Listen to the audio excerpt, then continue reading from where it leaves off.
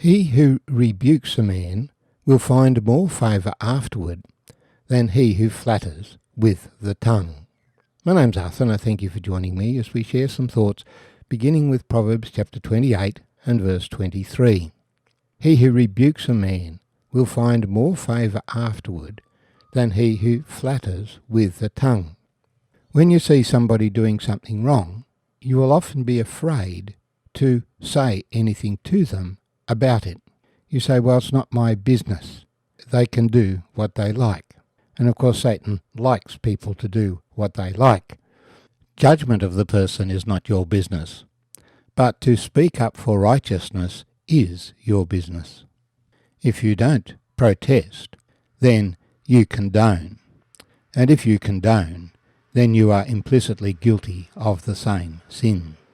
Of course, you can say, oh, that's a good idea, and flatter them, and make friends with them, because they're progressive people. But Solomon's word is, he who rebukes a man will find more favour afterward than he who flatters with the tongue. And we have an example of this in 1 Kings chapter 13. But to set the scene, we begin in 1 Kings chapter 12. After Solomon died, his son Rehoboam took the throne, and the people asked that he ease their tax burden.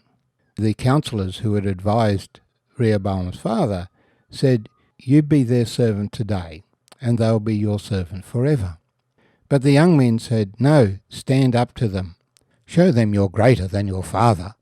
Rehoboam, who had only known life as a prince, followed the advice of the young people. 10 tribes of Israel revolted from his rule and appointed Jeroboam as king over them. Rehoboam put together a mighty army of 180,000. But the word of the Lord came to a man of God, saying, speak to Rehoboam the son of Solomon, king of Judah, and to all the house of Judah and Benjamin, and to the rest of the people, saying, you shall not go up nor fight against your brethren, the children of Israel. Let every man return to his house, for this thing is from me. It was not right for Rehoboam to reclaim the kingdom by a civil war and bloodshed. The situation arose because of his sin, not their sin. So they obeyed the word of the Lord. Now, Jeroboam had been promised he could be a great and powerful nation if he sought the Lord. But he feared in his heart the kingdom may return to the house of David.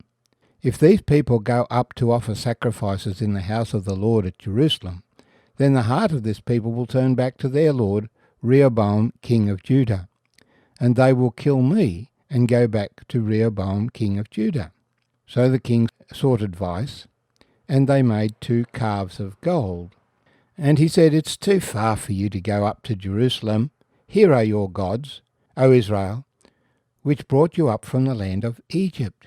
And he put one at Bethel, which was just a few miles short of Jerusalem, in the north, and one at Dan, at the southern end of his kingdom. Thus this thing became a sin, for the people went to worship before the one as far as Dan.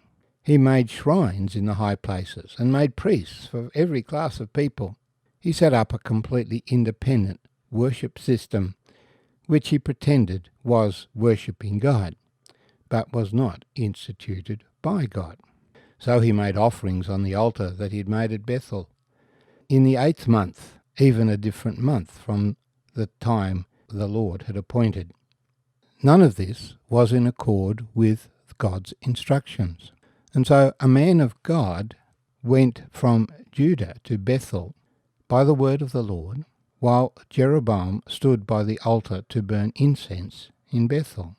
And he cried out against the altar by the word of the Lord, and said, O altar, altar, thus says the Lord, behold, a child, Josiah by name, shall be born to the house of David, and on you he shall sacrifice the priests of the high places who burn incense on you, and men's bones shall be burned on you. And he gave a sign the same day, saying, This is the sign which the Lord has spoken. Surely the altar shall split apart, and the ashes on it shall be poured out.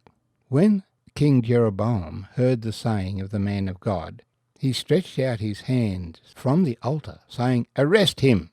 Then his hand which he stretched out withered, so that he could not pull it back to himself. The altar also split apart.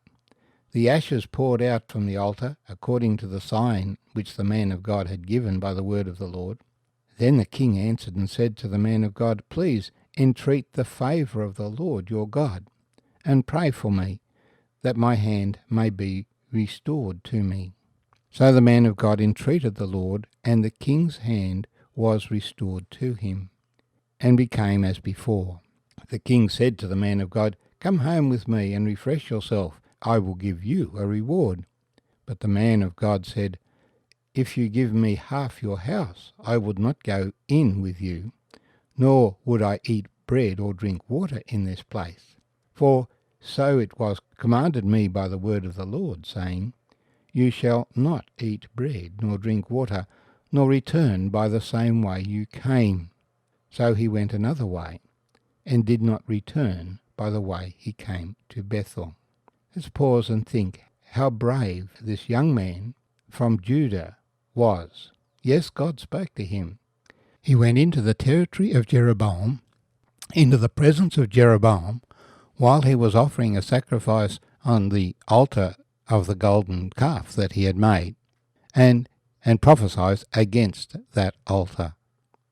But he did what the Lord had instructed him to, and the Lord was with him.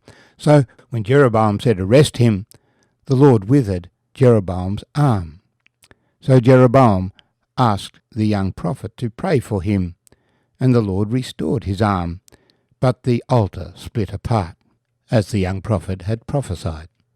Jeroboam then sought to make friends with this young person to get his blessing, but he refused to come to the home of Jeroboam and receive gifts from him, because the Lord had said not to eat or drink in that place.